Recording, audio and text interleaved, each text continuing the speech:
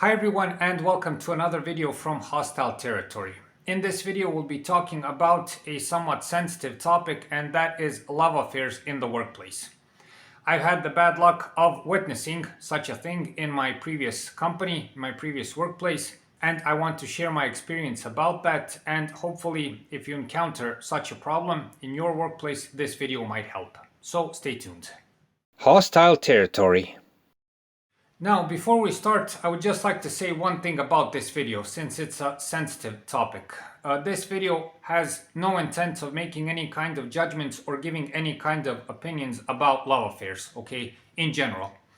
This is a video just about love affairs in the workplace and what it can do to a workplace, to a company, to co-workers and everything else. People do what they do, people do what they seem best. So again, this is not meant as any kind of judgment or any kind of opinion giving, to be clear. Now, how does the whole story go?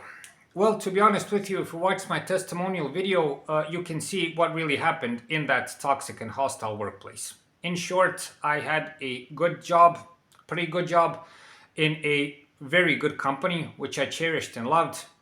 Good paycheck, good benefits, they treated me well from the head management. It was all okay. But I had huge problems with people within the branch office. There was manipulation. They tried to use me, then they tried to push me out of the company. It was a real conundrum with them. But the one thing that was really the cherry on top of that bitter cake was witnessing a full-blown love affair between the boss of the branch office and the woman co-worker that worked there. These people were really serious about it, I mentioned this again in the testimonial video. The first time I saw it was when the woman co-worker came from her pregnancy leave. Then I really saw that that was really serious. I saw them acting towards each other like a husband and wife, They really had affections towards each other.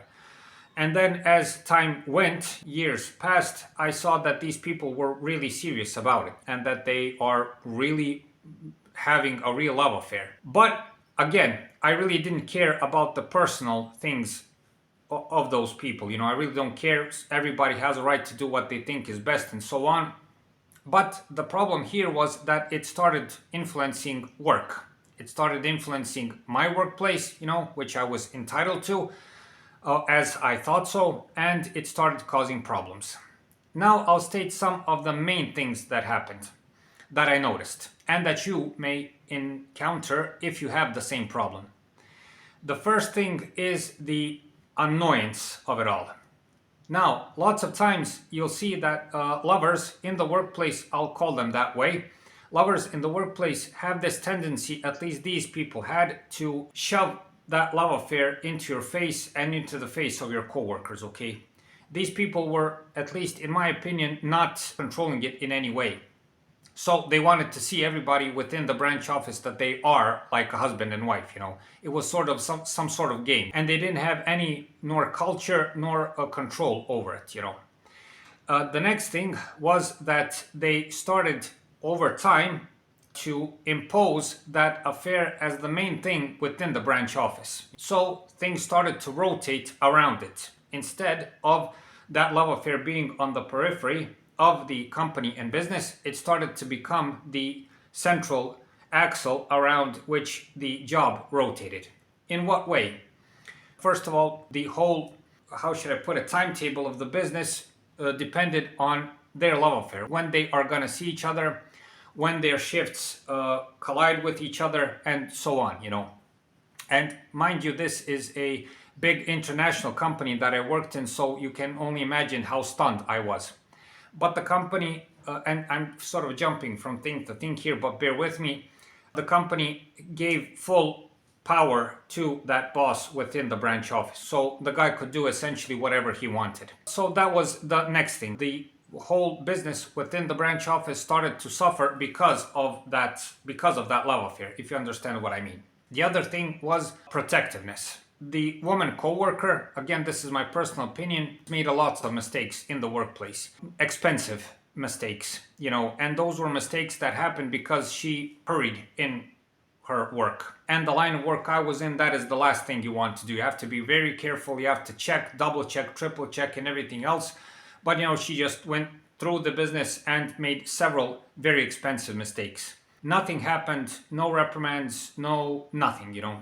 I made a couple of mistakes on my own, for instance, and my colleague also made a couple of mistakes, and they had no problem talking about it, how it was a mistake, and rubbing it against my nose a couple of times. So this is just an example. If you encounter a love affair in the workplace, what you'll be seeing is that lovers protecting each other no matter what.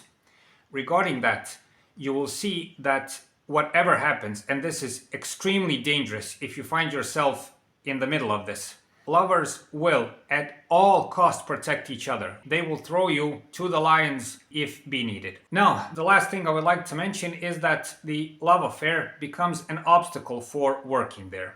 For instance, I'll tell you this. In the last couple of years I worked there, they started acting really like it was their company, that it was their branch office. They didn't really care about the head management, and it was essentially theirs. Within that, the woman could leave whenever she wanted, work how much she wanted, do whatever she wanted within the company, and there were no problems. The boss did exactly the same thing. Within that time, and mind you, I've made a video about this, my boss also had a big problem with alcoholism. At the same time, he did the same thing. So he was absent for work lots of times.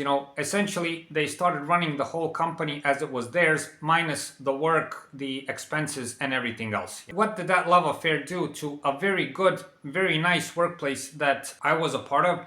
And how did it affect it? To summarize all of this, what really happened is that people stuck their love affair into the faces of everyone who worked there for some reason. I don't know why. I've also seen and heard people talk about love affairs in other companies, and it's more or less the same thing. I guess this is because they want to justify or show to people around that love affair is okay, and that's all the psychology part about it. I never understood why, but I guess that's the reason why that is so. They're sort of justifying or trying to tell people, look at our love affair, that's okay, when in fact they really think that it's not okay. Everybody knows it's not okay. And at the end of it all, that love affair became something that was a part of that branch office working culture. They made it, a very important thing, and that is all became just crazy for me. And that was one of the reasons why I left the company. So I guess you understand what I'm saying. What is the main danger of love affairs in the workplace? For all the people who have love affairs out there, I can just say one thing. Again, this is not judgmental. Keep it away from the workplace. Keep it away, do your personal stuff, and keep it away from business, especially. For all those people who are witnessing this and who are victims to this, and I cannot call this any other way, I think that if you work in a good company, and I think if you work in a company that has a good human relations office and a good head management, report it as soon as possible, because if you let it grow within the company, if you let it grow within that branch office, like in my case, all you're gonna have is trouble, nothing else. Trust me. If you work in a toxic and hostile workplace like I did, well, all that I can say is I had to watch that crap all the time.